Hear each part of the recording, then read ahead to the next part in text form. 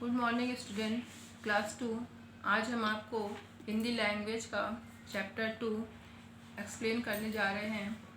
आपके चैप्टर का नाम है स्वर वर्ण। सबसे पहले हम इसमें आपको बताएंगे कि वर्ण क्या है।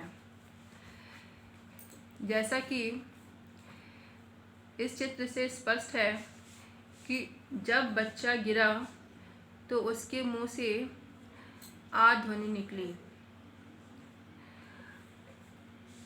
लड़की की उंगली में कांटा चुभा।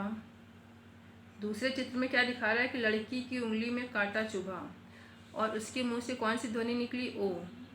तो ये आ और ओ ध्वनि है, ये उन बच्चों के मुंह से निकली।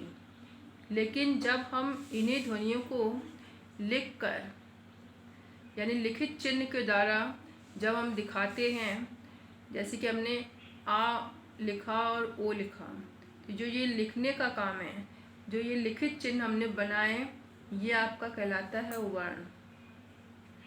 यानी कि आ और ओ ध्वनि ये बच्चों के मुख से निकली, लेकिन जब हमने इन्हीं ध्वनियों को लिखने के लिए जो चिन्ह बनाए, इसको लिखा आ और ओ, तो ये जो लिखित चिन्ह है ये आपका कहलाता है वर्ण। तो वर्ण की परिभाषा क्या हो गई कि ध्वनियों को लिखकर दिखाने के लिए हम जो लिखित चिन्ह बनाते हैं वो क्या कहलाता है? आपका वर्ण। जैसे कि गाय, हमने बोला मुंह से गाय, लेकिन अब गाय को लिखने के लिए भी हमने कुछ ध्वनियाँ लिखी। गा बनाया, आ, फिर या और आ, यानी गा प्लस आ प्लस या प्लस आ, तो ये सारी ध्वनियाँ हमने इसको लिखी। तो जो ये लिखी गई ध्वनि है, लिखा हुआ जो ये चिन्ह है, ये आपका कहलाता है वर्ण। यानी ध्वनियों को लिखकर दिखाने के लिए जो चिन्ह बनाए जाते हैं उसे वर्ण कहते हैं। और एक चीज़ और कि ध्वनि की सबसे छोटी इकाई भी वर्ण कही जाती है। यानी कि गा को और अधिक टुकड़ों में हम बांट नहीं सकते हैं। यानी गा जो है, गा ध्वनि सबसे छोटी इकाई है, इसको हम और अधिक टुकड़ों में बांट नहीं सकते हैं, यानी इसके और टुकड़े नहीं किए जा सकते। तो आपको इसमें ज़्यादा नहीं याद करना है, सिर्फ इतना समझना है कि ध्वनियों के लिए, ध्वनियों को लिख कर दिखाने के लिए जो चिन्ह बनाए गए हैं वही आपके वर्ण हैं। जैसे कि मान लो मोर, मोर हमने बोला, लेकिन इसके लिए हमने जो लिखित चिन्ह बनाए, मा, ओ, रा और आ, तो ये जो लिखित चिन्ह है यही आपके वर्ण कहलाते हैं। अब माँ के नीचे जो ये हलंत लगा है, जो तिरछी लाइन खींची है, इसको कहते हैं हम हलंत। और माँ के ऊपर जो हम लाइन खींचते हैं इसको कहते हैं शिरोरेखा। ये भी मैंने आपको बता दिया है ताकि आपको पता रहे कि जो ऊपर लाइन खींचते हैं इसको क्या कहते हैं। यानी कि इस ऊपर जो लाइन खींचते हैं इसको कहते हैं हम शिरोरेखा, और जो नीचे जो हलंत लगाते हैं, तिरछी लाइन जो खींचते हैं, इसको कहते हैं हलंत। तो ये तो हो गया आपका वर्ण। अब हम बताएंगे कि वर्ण के भेद। वर्ण के दो भेद होते हैं, स्वर और व्यंजन। तो पहला हो गया आपका स्वर, दूसरा व्यंजन। तो स्वर, आपके पाठ का नाम है स्वर वर्ण।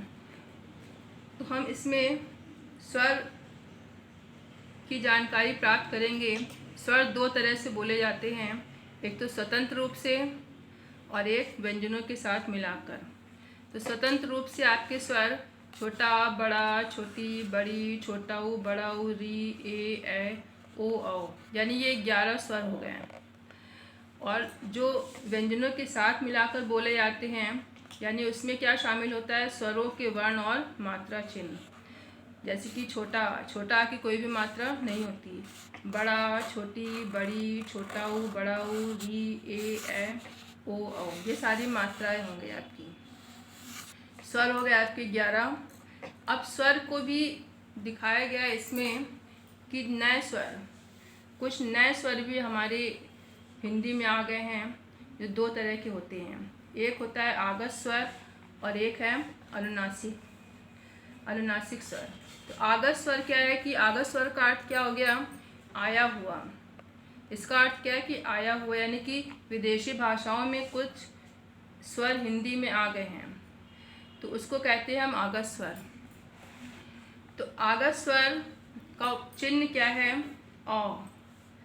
जैसे कि आपका ये उदाहरण देखिए, इसमें जैसे कि बॉल, मॉल, कॉफ़ी, डॉक्टर, यानी इसके ऊपर जो ये चिन्ह लगा हुआ है अ की मात्रा वाले, ये आपकी जो रेड से बना हुआ है ये आपके हैं आगस स्वर। अब अनुनासिक स्वर के लिए भी दो चिन्ह बनाए गए हैं, एक बिंदु है और एक है चंद्र बिंदु। तो एक बिंदु में अंग की मात्रा होती है, जैसे कि हम लिखते हैं इसमें चोंच। जैसे कि ये उदाहरण देखिए, इसमें दिया हुआ है गेंद, घोंसला। तो गेंद में जो ये बिंदी लगी है इसको कहते हैं अंग की बिंदी। घोंसला, इसमें भी अंग की बिंदी। तो ये हो गया आपके सारे अनुनासिक स्वर। इसके बाद और भी बहुत से उदाहरण हैं, जैसे कि चोंच, मैं, गेंद, भैंस आदि। फिर एक अनुनासिक स्वर में दूसरा भी है चंद्र बिंदु। तो ये आपके चंद्र बिंदु वाले शब्द हैं, जैसे कि कुआं, ऊँट, आंसू, ऊंचा, उंगली। तो जो कुआं है, कुआं में ये आपकी चंद्र बिंदी लगी है। ऊँट में भी चंद्र बिंदी है। तो ये चंद्र बिंदी और ये जो गेंद, घोंसला, इसमें जो अंग की बिंदी है, ये दोनों आपके अनुनासिक स्वर हैं। तो आपको इस वाले पार्ट में ज़्यादा कुछ याद नहीं करना है, सिर्फ आपको याद करना है इसमें वर्ण किसे कहते हैं, यानी कि ध्वनियों को लिख कर दिखाने के लिए जो चिन्ह बनाए गए हैं, जो लिखित चिन्ह, उसको क्या कहते हैं, वर्ण।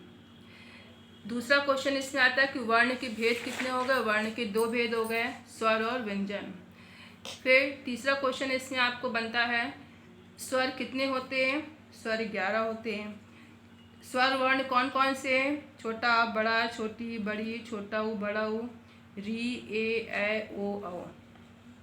फिर एक क्वेश्चन और आता है कि स्वर कितने हो गए, नए स्वर।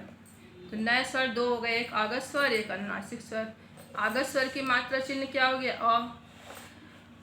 अब इसमें आपके कोई दो उदाहरण पूछ सकता है, जैसे कि आपका हो गया बॉल, डॉक्टर, कॉफ़ी, मॉल। कोई भी दो उदाहरण आप लिख सकते हैं इसमें कि आगस स्वर का चिन्ह क्या है और इसके कोई दो उदाहरण लिखिए। उसी प्रकार से अनुनासिक स्वर के लिए कौन से चिन्ह बनाए गए हैं, एक तो बिंदु और एक चंद्र बिंदु। बिंदु को कहते हैं चंद्र अंग की बिंदी और चंद्र बिंदी जो लगाई गई है। बिंदु के उदाहरण क्या हो गए, चोंच, घोंसला, मैं, गेंद, कोई भी आप लिख सकते हैं। और चंद्र बिंदु में ऊँट, आंसू, कुआं, ऊंचा। तो ये आपके इस पार्ट में कुछ क्वेश्चंस हैं जो हम लिख करके देंगे, उसको आप अपनी हिंदी लैंग्वेज कॉपी में लिखिएगा और एक्सरसाइज आपको बुक में ही फिल करनी है। लेकिन इसके पहले आप चैप्टर को बहुत अच्छे से रीड करिएगा, उसके बाद कॉपी में काम करिएगा। Thank you.